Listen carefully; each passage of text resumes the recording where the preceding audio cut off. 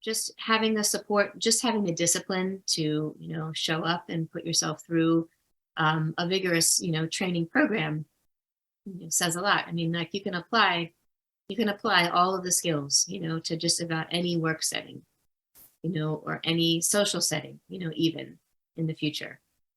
So finding ways to remind them of that, show them of that. I think this is something that the school has done over the years, and that to not necessarily put on pedestals just those people who've made it, but to really, bring in other people or share stories or experiences of people, that had the same training as they are receiving now, but then chose to take a different path, and what the connections are between their training and what they're doing now.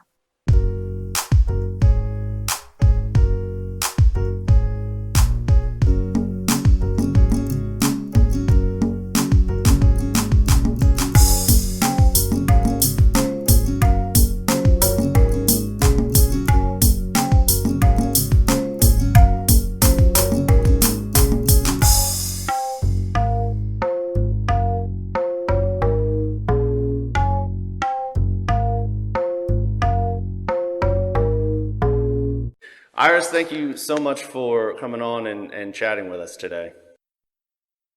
Thank you, Pete. I'm so happy to be here. Thank you for giving me this opportunity to talk. Absolutely, absolutely. So let's start at the beginning. Did you grow up in the Baltimore area? I did. Yeah, born and raised in Baltimore, Maryland. Yep. So how did you get into dance? What and then specifically, what drew you to ballet? Mm-hmm. So the story is that my parents both went to MICA, Maryland Institute College of Art, and my mother, a couple years into my life, when I was about 3 or 4 years old, was freelancing as an artist, mainly doing murals. So she would listen to classical music while she was painting, and I would often hang out with her. So I just started improvising to the classical music that she was listening to. And she noticed that there was an interest there. And she decided that it might be a good idea to find me some lessons. So she did some research, and she wanted to find an established place. So she found Peabody Preparatory downtown. And I started at 4, because they wouldn't take 3-year-olds. So I had to wait a year till I was 4 to start training there. But that's where it started, just from a musical standpoint. And then, so you were at Peabody, and then how long were you at Peabody, and then where were you after that? Yeah, I was at Peabody for a few years. For probably 4, 5, 6, I think it was 7 or so that I transitioned, 7 or 8 that I transitioned to Kinetics Dance Theater. Peabody's program at the time still had the Towson campus, and I was going to be transferred. My age group was being transferred to the Towson area, and that was a little far for us. So my mom, sought out a different place that was a little bit closer, which was Kinetics. But while I was at Peabody, my main teacher was Dale Sennert, and he was a really fantastic teacher that taught us how to move creatively, which is something, that is appropriate for that age group. But I can still remember the exercises that we did on the floor with like circling our leg, and then how that translated to circling our leg on the floor. He used to call it stirring the pot. And I just, and it was a beautiful, beautiful space to learn into. So that really stuck with me, that those beginning, the beginning feeding of imaginative work and creativity, and nourishing, the young dancer's mind in that way. Mm-hmm. And then you ended up at BSA as a student. And how did that happen in terms of how did your parents initiate that? Did you know of it beforehand? How did that sort of come about? Yeah. So I went on to after Peabody, I studied with Carol Maxwell classical ballet. Studied with Carol Maxwell, who was everything that you could dream of in a ballet mistress, but with a Georgia accent. She was really fantastic. Also taught me what the whys of ballet, like why we look on the diagonal instead of turning your heads because you're looking to the balconies to the kings and queens. You don't want to look to the pages and the stagehands aside. She also taught me the definitions, that the French to English definitions of a lot of the steps to help me understand. So that was really fantastic. And then I transitioned from there into Kinetic Dance Theater, where I had Dottie Freed. And that was my first venture into modern dance learning. And it was straight no chaser modern dance from Dottie Freed. It was the pure technique. And that was really eye-opening to me. And then I studied ballet mainly with Donna Padel, who was incredible, but very laser-like focused in her approach to training. Also in my class was Alicia Graf Mack of DTH and Ailey and Complexions fame, and now is the director of dance at Juilliard. So, no pressure, right? Starting point with her. And then this was middle school age, and I started to lose interest in dance on that because it was starting to impede on my social life because, like sixth grade was, the party started happening. And I decided I wanted to step away from dance because I had dance classes on Friday nights, and that's when everybody's birthday parties or sleepovers were. And I was tired of saying, I'm sorry, I can't, I have dance. So I tried that. And then in that year, I picked up horseback riding, which I really enjoyed doing. But I missed dance. I missed my dance friends, and I missed the dance community. And I found myself in my room alone dancing. And then I thought, okay, well, it's probably time to go back. So when I went back, I was really adamant, like, this now takes a second seat to my horseback riding because I found this new thing. I'm sure I was just going through like some self-identity stuff, like, what am I, who am I, and what am I really all about? But that didn't last very long. I still continued riding, but dance came back in, and I was also homeschooled for 8th grade. So when my parents brought up this idea of going to Baltimore School for the Arts, I was like, I don't want to do that because I don't know anybody there. And all I wanted to do was get back to where my local friends were, having been out of my middle school for a year. But going to a performance changed that. I went to see, I think, their spring dance concert, and I just said, okay, I want to do that. Like, I was really impressed with what I was seeing on stage. And so my mom found an alum to choreograph my solo.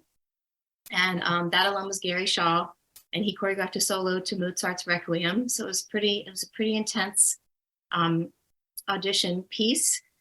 But I got in, and that like opened my eyes even more. Like BSA was kind of like entering into the big leagues, being under the mentorship of Norma Pera and Deborah Robinson Deckelbaum and Tony Wilson, Sandy Lacey, Sandra Fortune, and Stephanie Powell. I mean, I had these incredible teachers that had all of this incredible experience, and the diverse group of dancers that I was with also was incredible to be with, and the guest choreographers that the school brought in to work with really gave me a taste of what the professional experience was going to be like.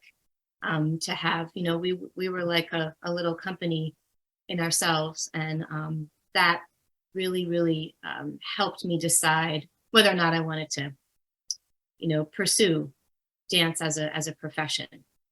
So Right. it helped. Right. Yeah. So then you graduated from BSA and went all the way out to the West Coast, went out to the California Institute of the Arts. And so what took you to Cal Arts? And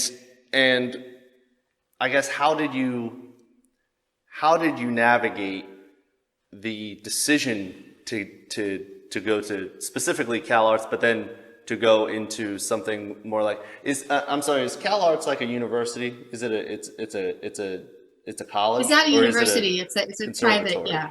It's a private Okay. college. Hmm. Okay, got it. It's private college. So Yeah. to what helped you go in the route of college instead of something like conservatory or company, and who kind of helped guide you through all of that? Hmm. Yeah. So I had studied in different summer schools at BSA,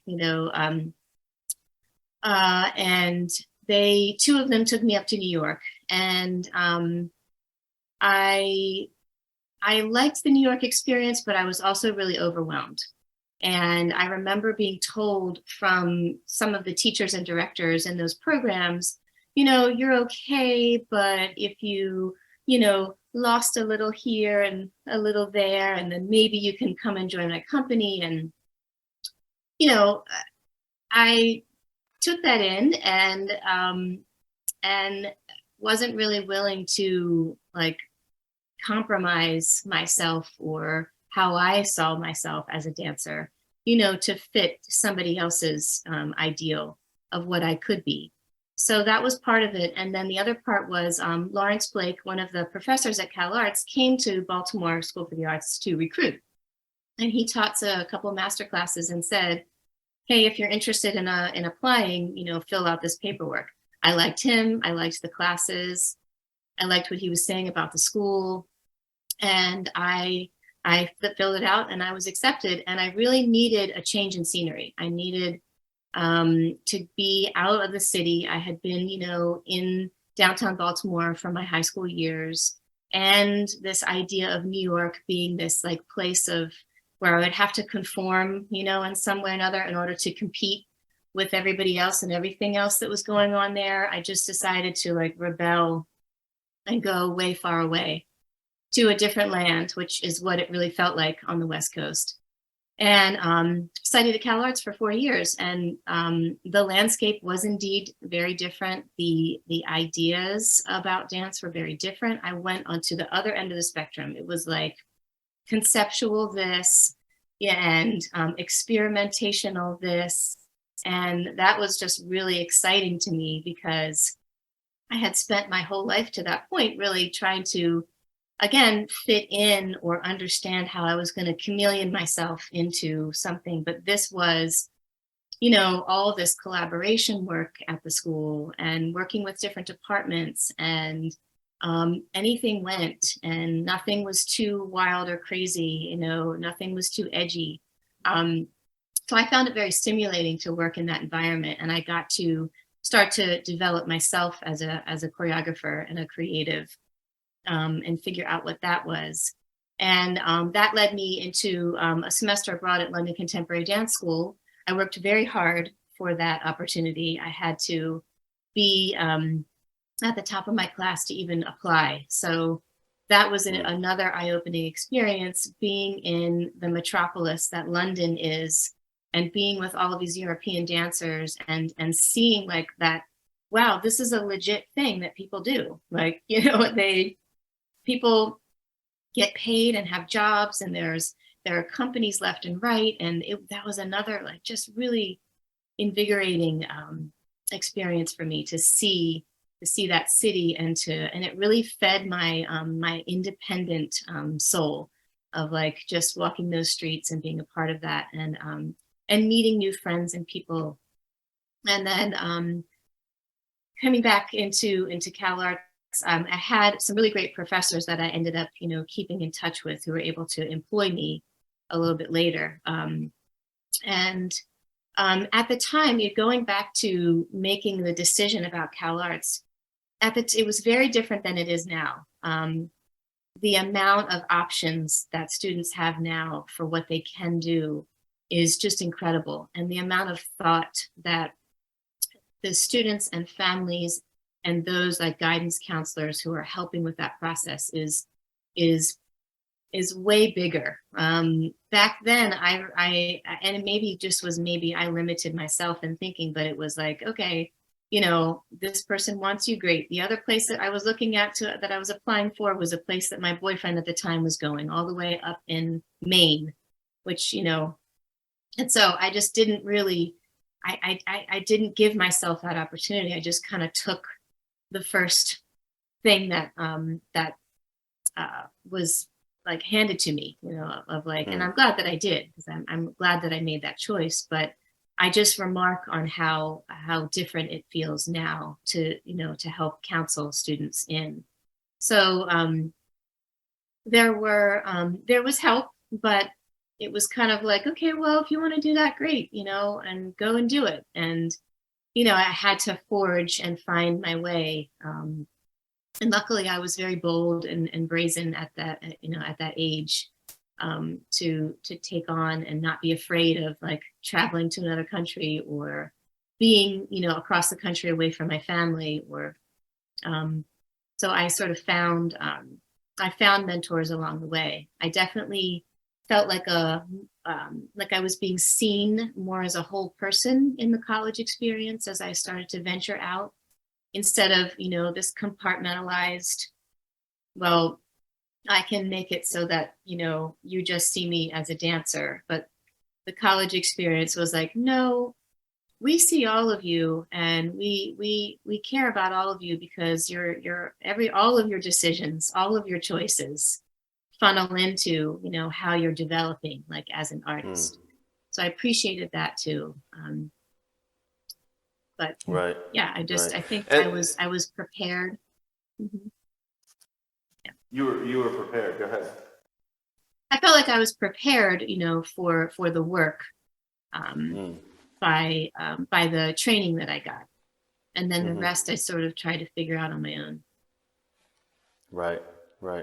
And so Cal, and then you stayed in California for a while after you graduated. Is that right? Yeah, I did. I came back after graduation for about a year, back to Baltimore for about a year. I was a little lost. It kind of felt like I graduated and then I didn't have a lot of transitional skills at the time. I just sort of came back, and I think I had like 4 or 5 jobs back here in Baltimore, and I was just trying to find my way of like, what's next. Luckily, I had a friend of mine that I went to school with who was working on a project, and she invited me back out to Los Angeles to work on this project. And that project didn't end up panning out, but I decided I have fresh friends and fresh connections and resources here because of my college years. So I'm just going to take advantage of that.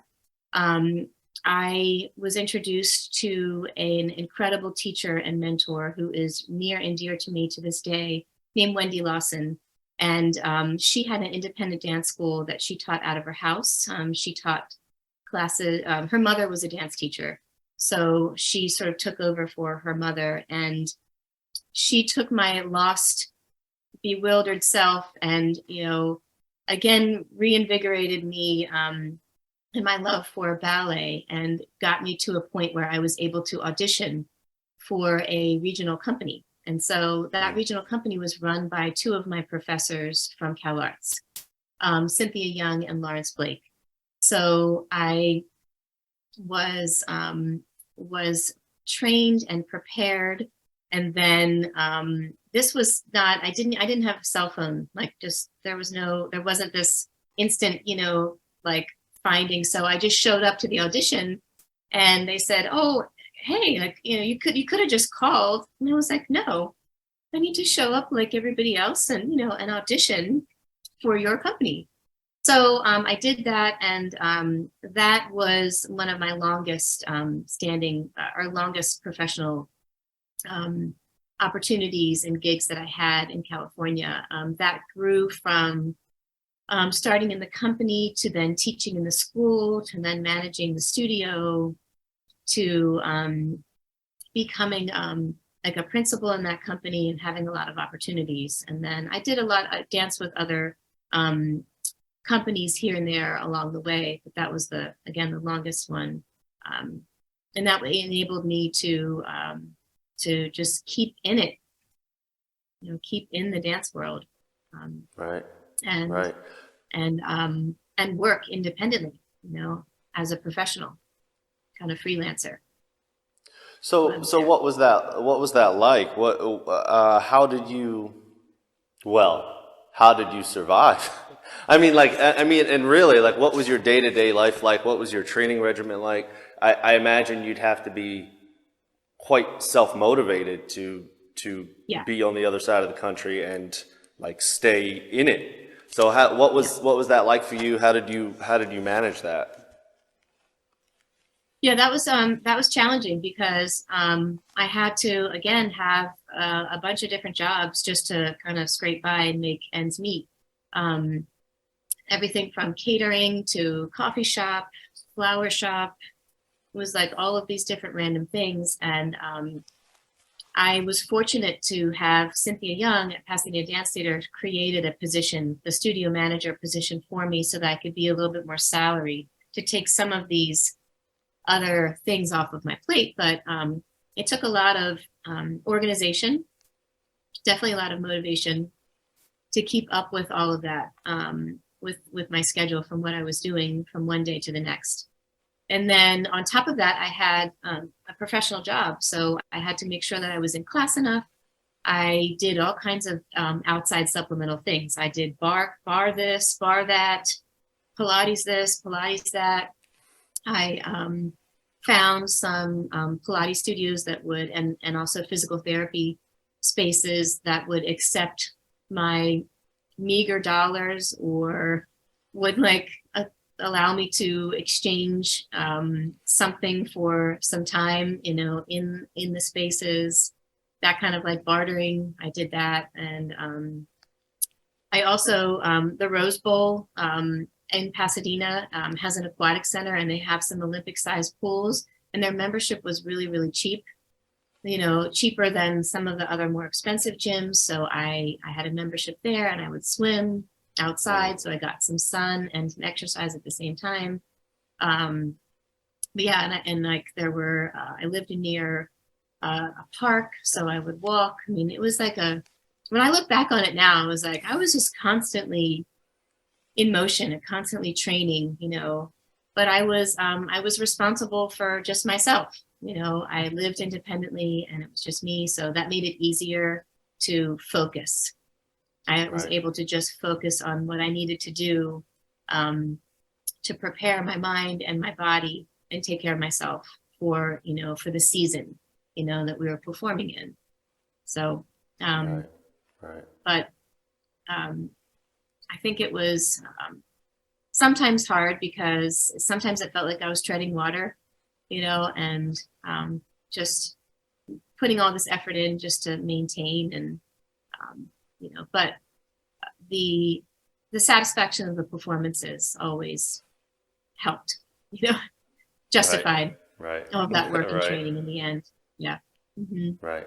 And so you did that for what, 7, 8 years, something like that? After graduating, it was an additional 10, 11 years that I, Oh, wow. Yeah, stayed. Wow. Mm-hmm. Yeah, that's incredible. It's one of those things. I actually was talking to someone recently, and they asked me, ironically, about what I would have done differently in my 20s after graduating, and my answer was something similar to what you did, which was work as much as you can. Like work, just do it all now, and find your limits. Like I'm sure somewhere in those 10 years you started to, and we can talk about this, but where you started to feel like it was too much, and so had to sort of find a better balance of it. But ultimately to just like push yourself as hard as you can to try to find where you best fit, something like that. So it sounds like that's exactly what you did. Yeah. Yeah. I was the first one in, last one out. I had the keys to the studio. So I let myself in and I did my thing. And then I would have those pink tights on and that tutu on and those point shoes on until, late hours, working really hard. I am I don't see myself as a dancer that, came equipped with all of the ideal tools. So I really felt like I needed to put in that extra hard work beyond everybody else just to get myself physically, to where I felt like I needed and wanted to be. And then just to have that time in the studio, with the mirror to figure out how I was developing myself artistically, how to utilize my headlines and my port de bras, to blur some of the lacking, in technique or, technical ability, like extension, etc., to figure that out. So Right. yes, it was a journey. Right. It was a lot. Right. And so you sort of talked about this a little bit, but what are some of the things that you felt like you took away from that? We can even say some of the lessons you learned, some of the ways in which you grew personally from all of that experience, and what do you bring from that now into what you teach and how you teach your own students? Yeah. I think that's when I learned how to multitask and to be versatile. I worked really hard, as you said, and I developed skills in all kinds of areas besides just dance. But working with other students in the management part, working with parents, working with people that were renting the studio. I did the ticket sales for a while there. I did. I learned what the business side of running a studio and a company was all about. And that broadened my view on how it was possible, how it is possible, for many people to do so many different jobs and what it takes, just to keep businesses and studios and companies afloat. So that education was really, really valuable. I took that into, I've taken it into everything I've done so far. There's the management piece, and it's not just managing of someone else's business but management of myself and my between personal and professional, how I was doing that. So just reiterating, the flexibility, the versatility, to never put anything outside of your wheelhouse of capability. Also saying yes, it is really good to say no a lot, but it is also good to say yes when appropriate, when it's going to give you something that you can take with you, whether big or small, that will come in handy later down the line. I mean, I distinctly remember so many different whys in the road that I could have done this or I could have done that. And I think that the consistency of being able to say, yes, I'll try that. Yes, I can do that. Even yes, I can do that when I really am not convinced whatsoever that I can do that. But that gave me experience and reliability and consistency in the profession and in the field, to where people knew that they could rely on me. And people knew that, I had the experience, behind me to be able to qualify for it, whatever. Right. So that was really important. Yeah. Mm-hmm. Yeah. And you can, so tell me what you think about this. I had said recently to one of my students to make themselves undeniable. That is to say, and this is something I learned from my mentor, which was when you are given a task or you're given something to do, instead of thinking of it as beneath you or that you necessarily want more out of it, is to first make yourself undeniable at what you've been given, and then the idea is that it'll get recognized because it's undeniable at that point. And I mean, again, that sounds exactly like the type of work that you were putting in. Absolutely. Yeah, you have to.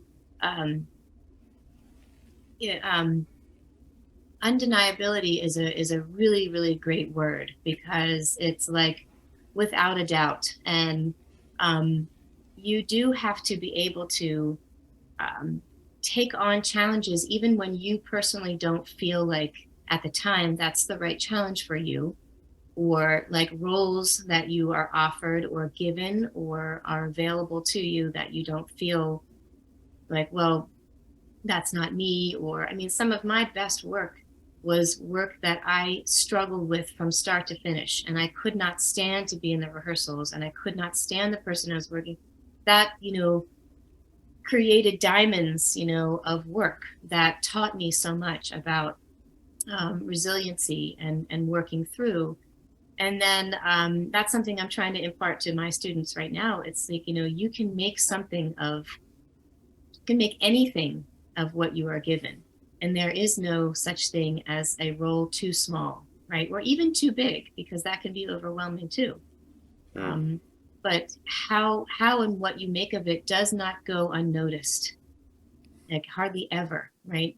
That someone is always paying attention at some point to how you're working and what you're doing with what you're given, and just Right. how you're growing and how you can sort of push at your own edges, to develop yourself artistically when you decide to assume that responsibility of regardless of how you feel about it, um, taking on the challenge is really I really like that you just used the word responsibility, because I am 100% behind the idea that it's your responsibility to make sure that you're conducting yourself in a way that's appropriate for the goals that you're setting for yourself and the expectations yeah. that you have for yourself. Yeah, sometimes our pride robs us of those opportunities, Mm. and sometimes we have these limitations of, well, if I can't do it perfect, or if I can't do it right, then I'm not gonna do it. And that vulnerability is also really important. I mean, dance is such a vulnerable art form. I mean, it's like there's no hiding behind anything. It's like what you see is what you get. So it Right. takes that as well to Mm. to be willing and to put Right. yourself out there. Right. So then you came back to Baltimore. What brought you back to Baltimore initially, and then when you were back here, where did you start? What did you pick up once you were back? Yeah, so I was not feeling like I felt like I had reached my pinnacle um, in on the West Coast, because life was great, but there was like a tugging at my heart. There was like a yearning for something a little deeper, a little bit more meaningful. And I also missed my family, and I don't think that I fully ever committed to the idea of like establishing my life, permanently so far away from home. So I decided it was time to come back, and I was also ready to turn my focus a little bit more on my personal life and starting a family of my own, and those things. So I thought, I wanted that support, so I knew it was time. And Baltimore School for the Arts was one of the places that I thought to myself, well, that institution would make this transition worth it, because it's a place that I always respected and admired, and I knew that the teaching opportunity or the employment opportunity there would be great. So luckily, I was hired as the TWIGS program manager, which is TWIGS stands for To Work in Gaining Skills. That's an after-school arts program that School for the Arts offers, and for Baltimore City children by audition. And that was extremely fulfilling for me, because it was being back in the building, back connected to the arts, learning more about the different departments, because it wasn't just dance, it was all the different departments. I eventually started teaching in the TWIGS program.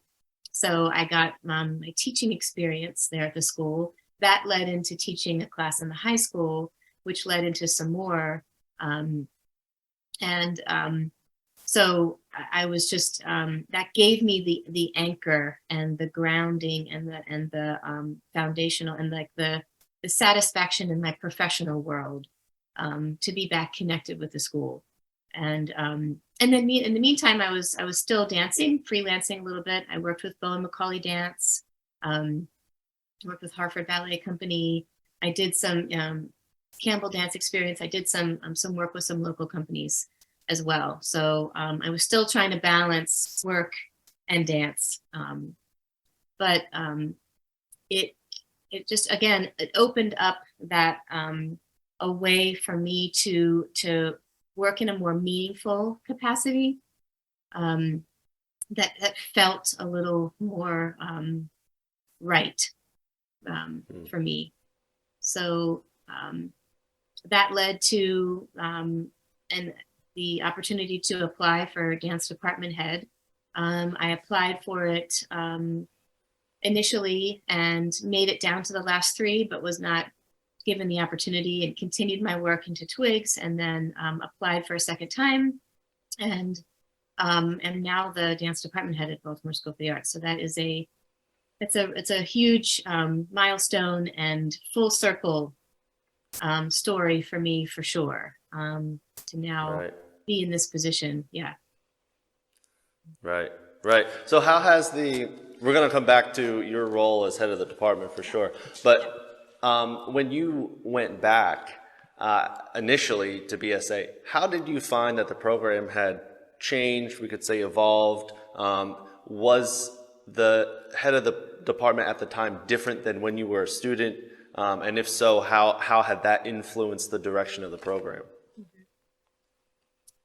Yes, Miss Norma Paris softened up quite a bit from my years to her last years there as department head, um, which was needed. I mean, the flexibility was needed, because the needs of the students are constantly changing. So um, it um, it had expanded a bit, and there were some different classes offered in the curriculum, but nothing too different. Um, so it was really felt the same. It was just that the school had changed because they had since done a renovation, so there were new studios, and so the space felt different and new and exciting. But the program, was fundamentally still the same. Um, when Laura Holm Hamilton took over, she started into shifting some more of the curriculum a little bit, um, shifting it a little bit more towards contemporary work, or opening up the guest artists, opportunities to a little bit more of contemporary, and bringing her professional experience and sensibility into the program, as well as really taking a look at how opportunity was distributed within the department, and what needed to change there and what needed to shift.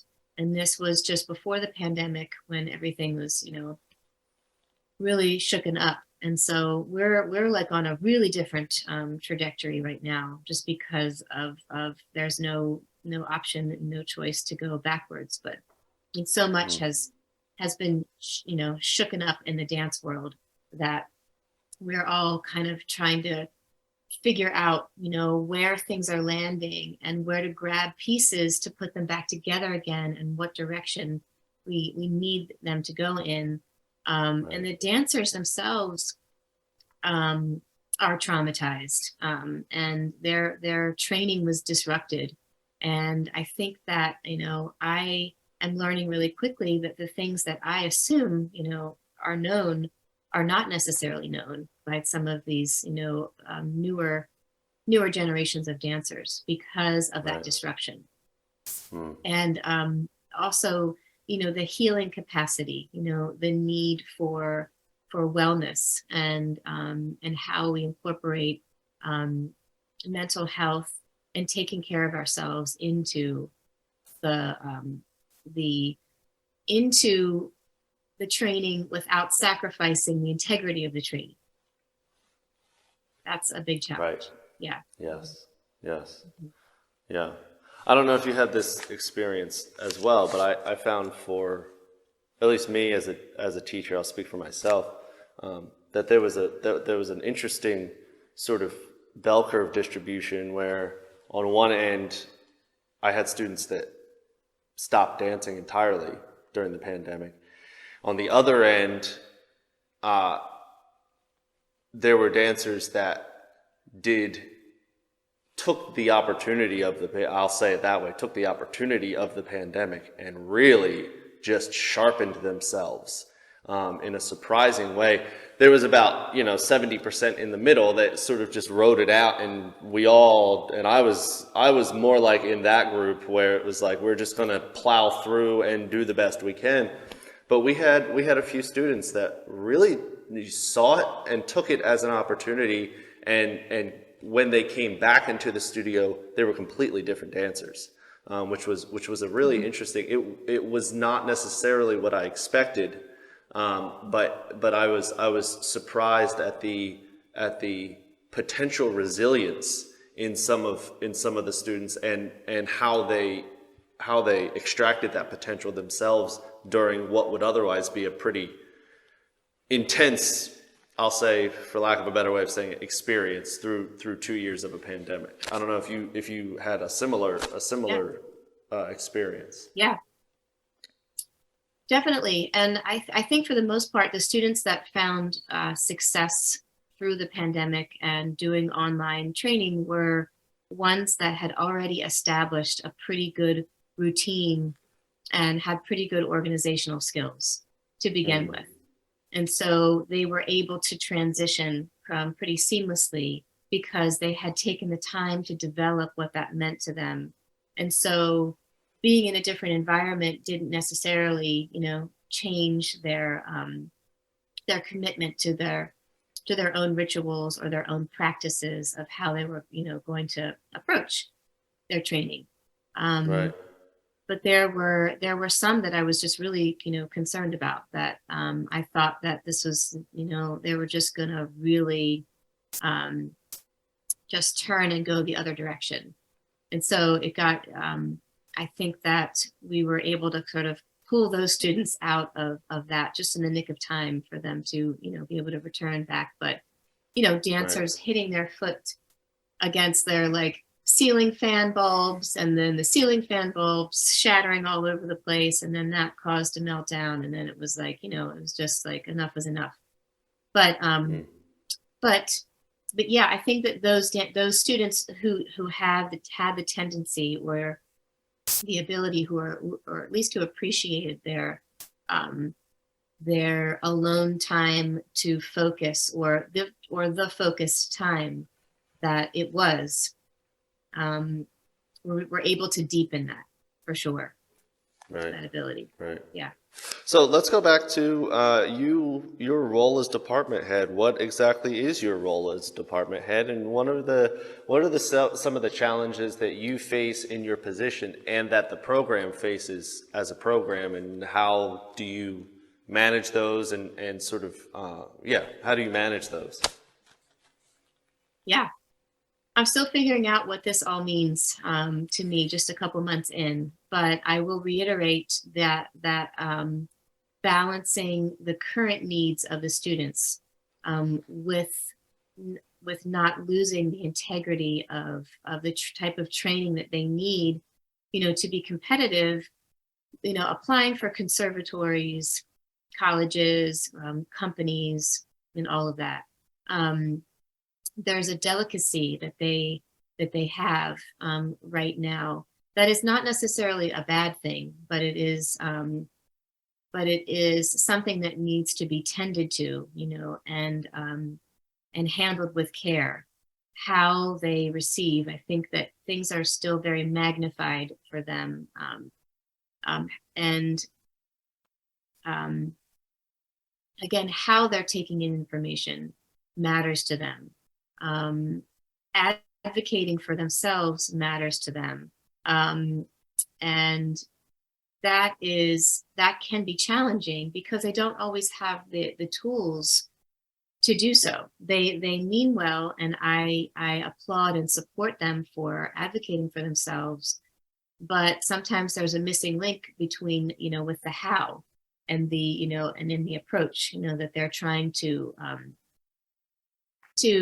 make their needs and their concerns known, So how do I receive them and receive what they're saying with grace and with understanding and with empathy, but also holding on to what I know I need to do to navigate the ship, to keep the structure intact and to keep us moving forward.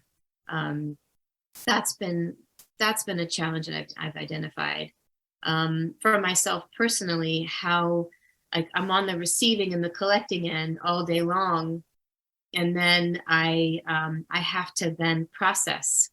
So like time management of like processing the information and then coming up with the solutions, because that time is not built into the workday.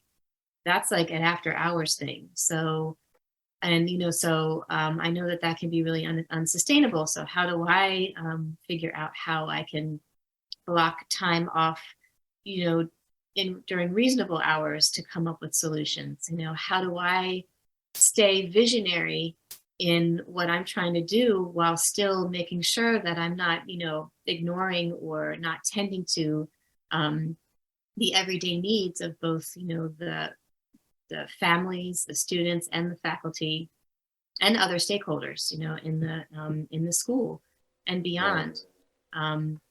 So yeah, that it's kind of a balancing act, but I'm trying not to see it as that. I'm trying to just figure out how I can blend all of this in, and also do it creatively. I sometimes forget that, like I'm a total artist and I am a creative, person, but I think, oh no, that's just for teaching or dancing. That's just for me, but it's like, no, actually, creativity is your approach, and it helps me to remember that I can solve problems creatively. I can take all of that that I have done all my life and transform it into something different that can then,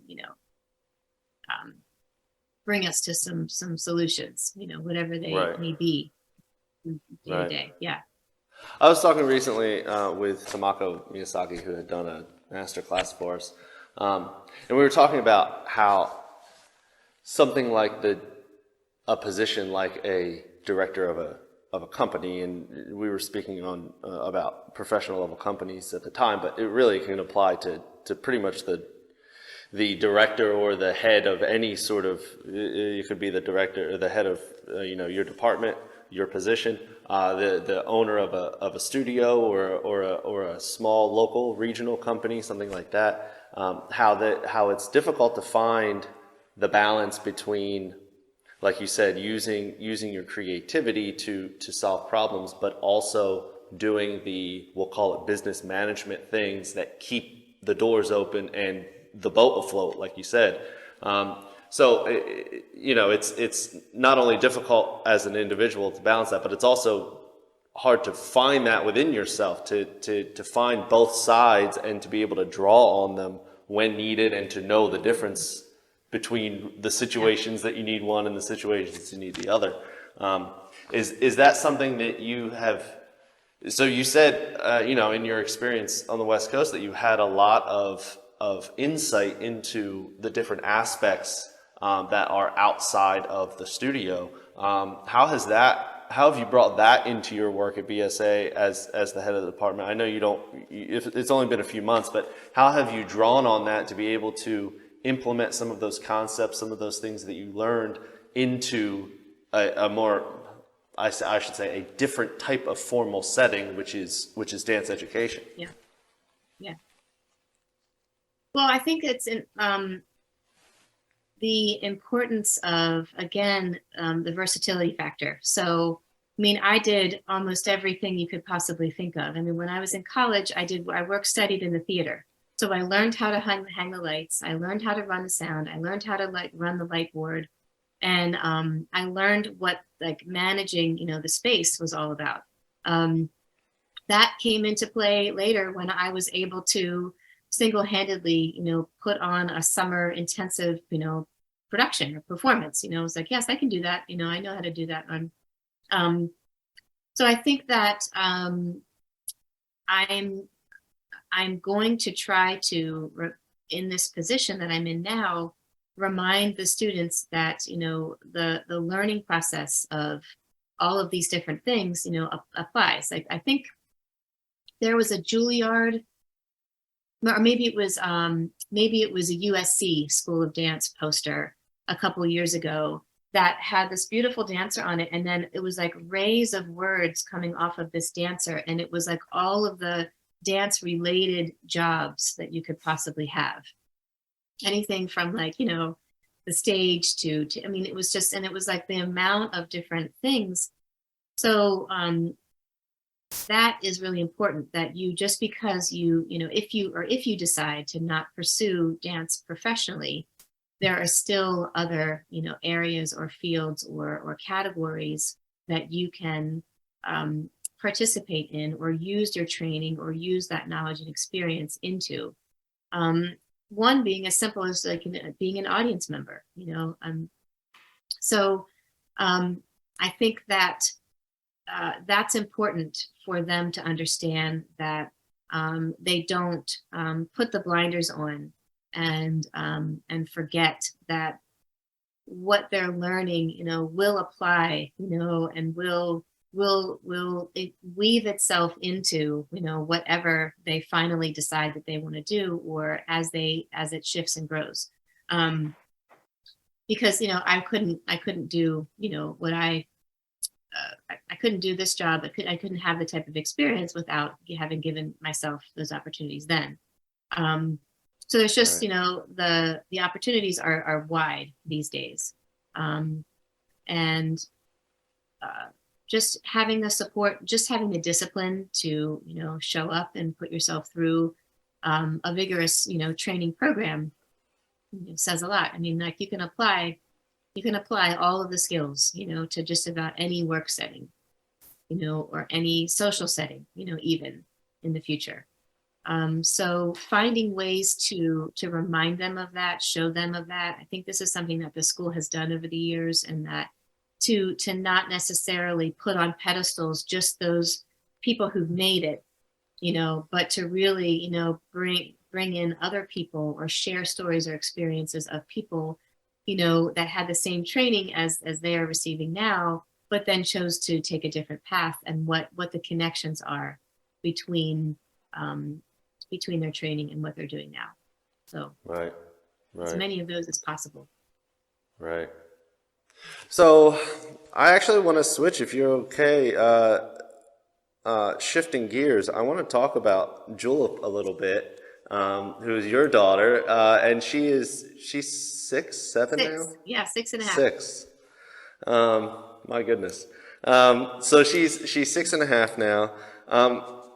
And so how did her dance enthusiasm start?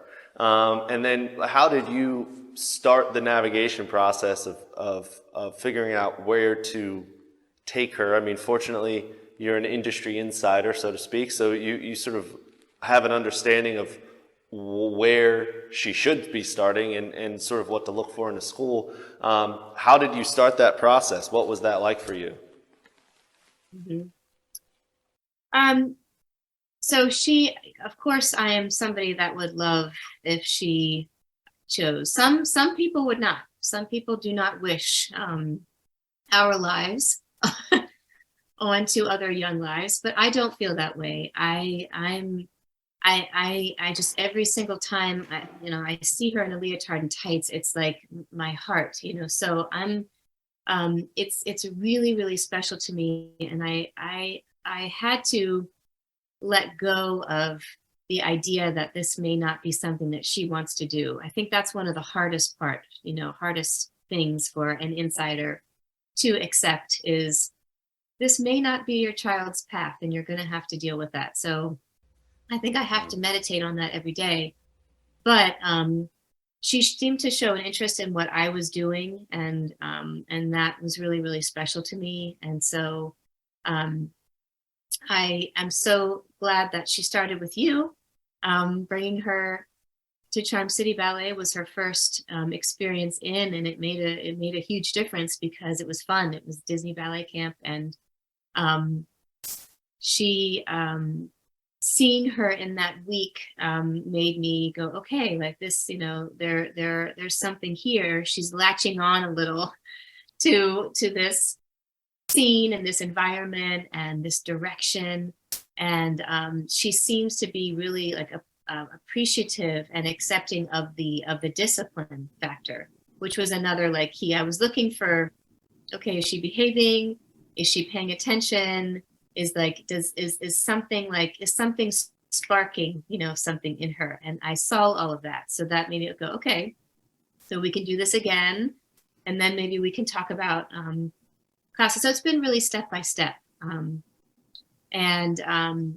She is at Peabody now, which is another full circle situation for me, because it's where I started. And it's also close to BSA. Peabody is right around the corner. So it enables me to get her to and from, or at least, meet and be a part of it a little bit. But I think that what's important is again, going back to like what I knew my experience to be was that you have teachers for young dancers who are enthusiastic and really understand a little bit about early childhood development and the creativity factor and the imagination factor. I mean, you can't start talking ballet terminology, to a 2-year-old or even a 3-year-old. But how are you interesting them, and how you do that is everything. And then, so finding places and people who are really rooted in the right place and in the right way of a shared love for dance and a joy for watching young children move and explore themselves and their bodies often for the first time, and connecting with music and figuring out what that can open up in them is important. I think that convenience isn't everything, and I think that it takes it for you to really start off on the right foot in the right way. It takes doing some research and finding out who these people are and what they're rooted in and what are their like teaching philosophies. Right. So yeah, so you've sort of gone into this already, but I'm gonna separate it just so it's separated. Which is that you've been on both sides of the teacher, of the performer. I should say all sides of the performer / teacher in the industry and out of it dichotomy. And then I'm sorry, out of it in that you're now a parent of a dancer as well as a very experienced performer and teacher yourself. What sort of advice do you have for parents who are either looking to get their children into dance or are in it and are now trying to figure out what to do next? This was something from my personal experience, and my parents still say this, that they had no idea what to do. They had no idea what to do. I didn't know what to do. They didn't know what to do. And it was very difficult to find answers. And there was no like jumping on the internet to do a search. Like most schools didn't even have websites at the time. So it was one of those things that was very difficult to navigate. Now there are more resources, but it still seems that to me that if someone doesn't know even where to start, then it's very difficult. So what would you have? What kind of advice would you have for parents in that situation? Yeah, it is. It is very overwhelming when you have no point of reference or no starting point, or you don't know someone who is a dancer, or you don't know a dance teacher. It's like, I think that like personal referrals are still really important.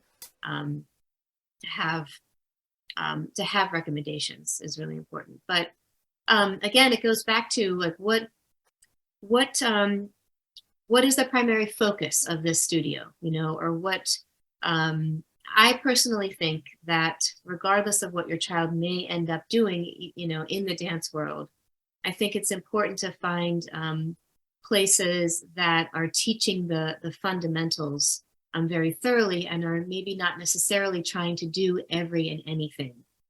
That especially when it comes to their, teaching young dancers, that there aren't unlimited options, but it's no, this is what we do, and this is how we teach it, and this is why. I think to have that is really important, and then to be able to get studio owners or talk to somebody on the phone. I mean, I think that still is really important. But that's just, again, not knowing what you're looking for, can be hard. But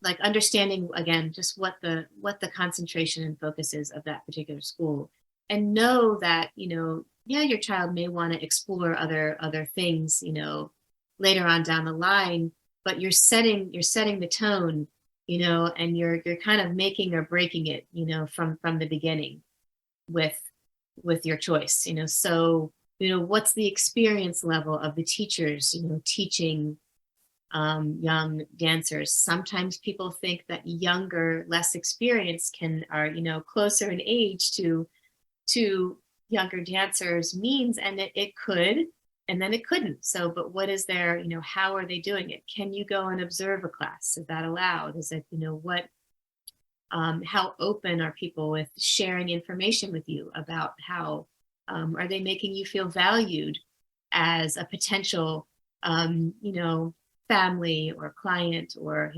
what's the what is that, and how does that sit with you? Does it really matter to you, or does it not really matter? Sometimes convenience matters more to people, and so, or it's wherever all the friends are going, but is that really the experience that you want to give your child, or is it or not?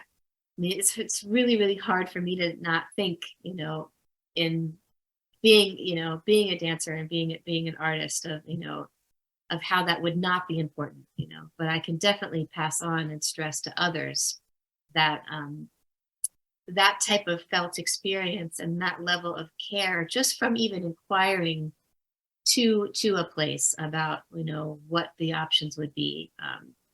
I think that matters, that kind of customer service and care and ability to be able to explain the philosophy of the school. I mean, and I think that places that build from the ground up, and someone can clearly explain to you, the trajectory. Well, here's where we start, and here's how we do it, and then here's where they move, and here's why they move, and here's how it branches out, and here's why it branches out, and then here's where we hope that they may get to, if they continue on this path. I mean, that's extremely important. Instead of, I'm just going to sign up, from one semester or year to the next without any clear pathway, regardless, again, on whether the child decides to pursue. But those Right. connections really make a big difference. Right. Well, Iris, thank you, really thank you very, very much for taking the time to chat today. Definitely appreciate it. And yeah, I'm excited for everyone to hear your story. Thank you for letting me tell it, Pete. I really appreciate it. You've fulfilled my celebrity dreams here. To be in this seat. Excellent. Thank you so much. This is really wonderful Of for us course. to share. Thank you.